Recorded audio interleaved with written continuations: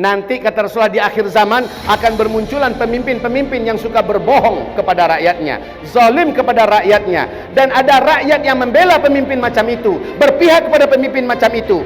Siapapun mereka yang seperti itu kata Rasulullah, falaisa minni, dia bukan dari aku. Walastu minhu, aku ini tidak akui kalau aku adalah nabi untuknya. Dia bukan umatku, aku bukan nabinya. Wala ya'ti ilayyal hub yaumal qiyamah, dia tidak berhak untuk mendapatkan air minum dari telagaku pada hari kiamat. Inna lillahi wa inna ilaihi.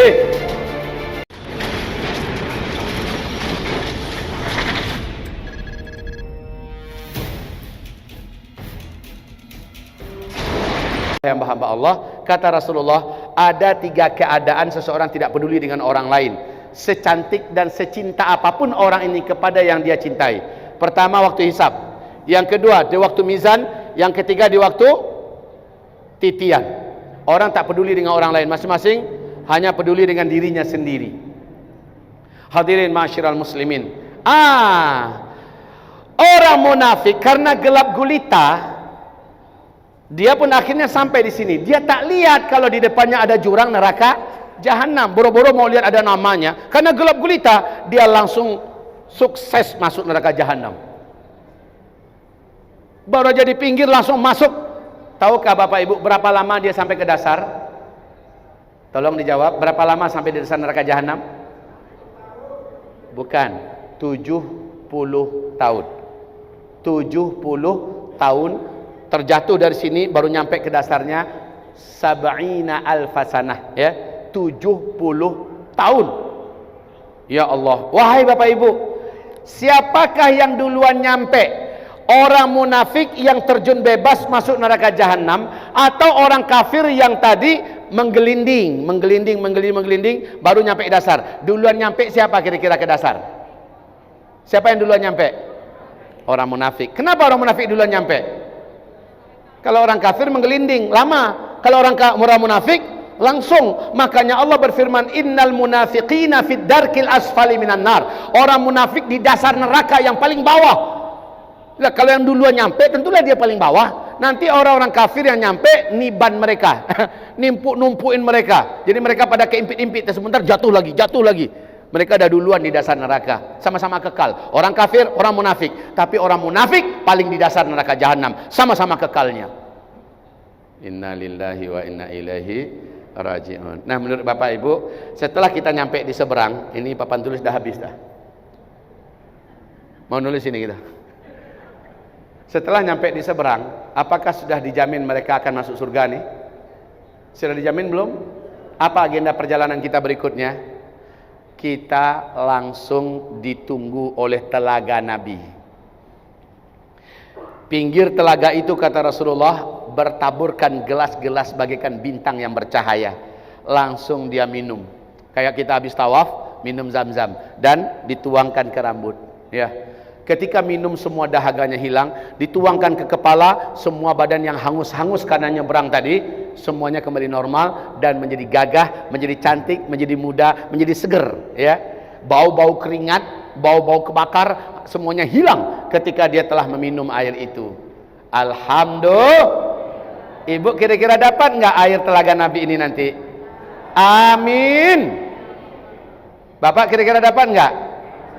Amin. Tapi maaf, ada 3 kelompok manusia dari umat Nabi tidak diizinkan minum air telaga itu, padahal dia udah nyampe ke seberang. Mau tahu siapa? Mau tahu siapa mereka? Yang pertama kata Nabi, pemimpin penguasa yang suka berbohong kepada rakyatnya. Pemimpin penguasa yang suka zalim kepada rakyatnya. Rakyat yang bergabung dengan pemimpin yang seperti itu, rakyat yang ikut berpihak dan membela pemimpin yang seperti itu. Ini pertama. Ulangi, siapa mereka? Hadisnya sahih loh, hadis riwayat Imam Muslim. Nanti kata Rasulullah di akhir zaman akan bermunculan pemimpin-pemimpin yang suka berbohong kepada rakyatnya, zalim kepada rakyatnya, dan ada rakyat yang membela pemimpin macam itu, berpihak kepada pemimpin macam itu. Siapapun mereka yang seperti itu kata Rasulullah, falaisa minni, dia bukan dari aku. Walastum minhu, aku ini tidak akui kalau aku adalah nabi untuknya. Dia bukan umatku, aku bukan nabinya. Wala ya'ti ilayyal hub yaumal qiyamah, dia tidak berhak untuk mendapatkan air minum dari telagaku pada hari kiamat. Inna lillahi wa inna ilaihi. Siapa yang pertama tadi? Siapa lagi? Pemimpin dan rakyat. Pemimpinnya yang macam mana? Suka bohongin rakyatnya, terus zalim pada rakyatnya. Terus rakyat yang berpihak kepada pemimpin macam itu, ya, dan malah ikut membela-bela pemimpin yang macam itu. Dua kelompok manusia ini tidak diakui Nabi sebagai umatnya, dan Nabi pun tidak mau, ya, mengakui dia sebagai umat. Nabi tidak mengakui dia sebagai umatnya, dan orang itu pun tidak boleh mengaku-ngaku sebagai umat Nabi, dan dia tidak bisa mendatangi telaga. Itu yang pertama. Yang kedua, kelompok kedua yang tidak boleh meminum telaga Nabi. Siapa mereka yang kedua? Siapa mereka yang kedua? Ada yang tahu? Kalau ada yang bisa jawab, saya kasih hadiah. Marah tukang kamera, HP saya mau dikasih hadiah. Siapa yang kedua? Kata Rasulullah sallallahu alaihi wasallam, orang yang semasa hidup di dunia dia punya masalah-masalah dengan yang pernah dia pergauli, tetapi dia tak selesaikan di dunia. Majikan, gaji pegawainya tak dibayar. Ada orang yang memfitnah orang lain sehingga orang itu masuk penjara, terusir dari keluarga gara-gara mulutnya. Ada orang yang dipukul sampai berdarah dan dia tidak bisa membalas. Orang-orang macam ini datang nanti.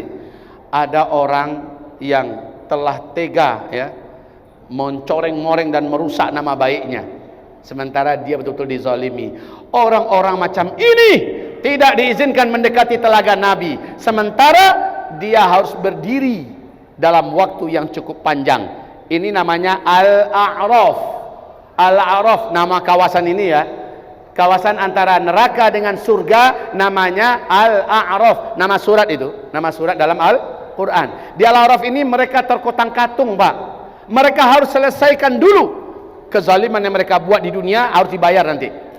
Cara membayarnya gimana? Nggak bisa, please forgive me brother, nggak bisa gitu, ya. Cara membayarnya nanti adalah dengan cara amal solehnya diambil, diberikan kepada orang yang dia zalimi. Kalau amal solehnya habis, dosa orang diambil, diberikan kepada dirinya. Bangkrutlah dia, dan akhirnya dia pun dicampakkan oleh malaikat masuk neraka jahanam. Padahal udah nyampe ke seberang, Pak. Makanya wajar kalau Nabi menjelang meninggal masih berusaha minta ikhlas dari sahabat-sahabatnya. Kalau pernah dalam pergaulan, ada hak saya yang saya zalimi, ada harta kalian di tangan saya yang saya lupa, tolong sebutkan sekarang. Atau siapa tahu ada di antara kalian yang pernah saya pukul, sakit fisiknya dan saya lupa, saya tak sengaja, balas sekarang, kata Nabi, karena saya tidak mau ini diselesaikan nanti pada hari kiamat. Serem, Pak, ya. Terakhir, kelompok ketiga yang juga tidak diperkenankan mendekati telaga Nabi, siapa? Orang yang membuat ajaran-ajaran baru atas nama Islam tapi tidak ada dalam Al-Quran, dalam hadis Nabi. Ini kelompok-kelompok yang membuat akidah baru, membuat kepercayaan baru. Rukun iman yang 6 digantinya dengan rukun iman yang lain.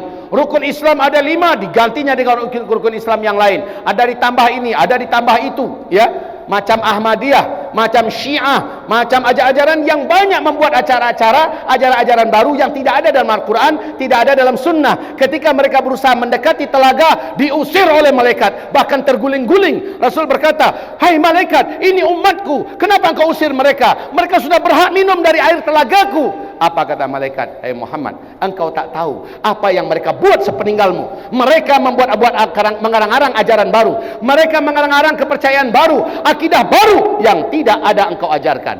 Maka Nabi Muhammad pun diam. Inilah 3 kelompok orang yang tidak beruntung meminum telaga Nabi. Tentu saja mereka disepak oleh malaikat masuk ke neraka jahanam. Na'udzubillah.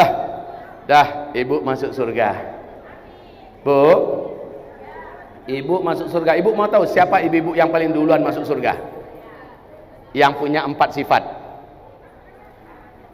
yang punya 4 sifat duluan masuk surga. Dipersilahkan masuk surga dari pintu mana saja. Pintu surga itu ada 8 kata Nabi. Dipersilahkan ibu-ibu duluan masuk surga dari pintu surga mana saja. Siapa ibunya? 1, yang menjaga sholat 5 waktu tepat waktu. Halo? Halo? Udah kebelet mau buka nih. Fokus, fokus. Ya. Ya, terima kasih Pak. Siapa yang pertama Bu? Yang menjaga sholat 5 waktu duluan. Terus yang kedua siapa? Yang puasa Ramadannya full. Buya, kami head. Buya, kami nifas. Gimana bisa full? Nggak apa-apa. Lanjutkan saja haid dan nifasnya, tapi nanti ganti di luar Ramadan. Pokoknya jangan sampai ada yang bolong Ramadannya, ganti. Terus yang ketiga siapa Bu? Oh, keren banget. Yang nyenengin hati suaminya, taat pada suaminya. Nah, di sini banyak gagal para wanita. Ya, tapi kalau bisa, keren.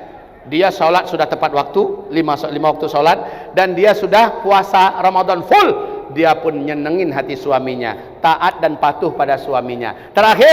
Yang terakhir, sangat menjaga kehormatannya, ya, nggak mau selingkuh, nggak mau menjajakan kehormatannya hanya demi cinta lama tumbuh kembali. Tidak mau bahkan berdua-duaan dengan lelaki asing. Dia jaga betul kehormatannya. Wanita macam ini duluan masuk surga. Nah, bapak-bapak, ibu-ibu yang kami muliakan, mungkin saya rasa sebenarnya kalau mau cerita kita ini panjang bapak ibu. Sekarang saya persilahkan bapak ibu kita dialog, diskusi sambil menunggu. Tapi saya berharap 5 menit menjelang maghrib kita berdoa bersama. Setuju? 5 menit menjelang maghrib kita berdoa bersama. Silakan kalau ada pertanyaan diajukan, silakan dipimpin.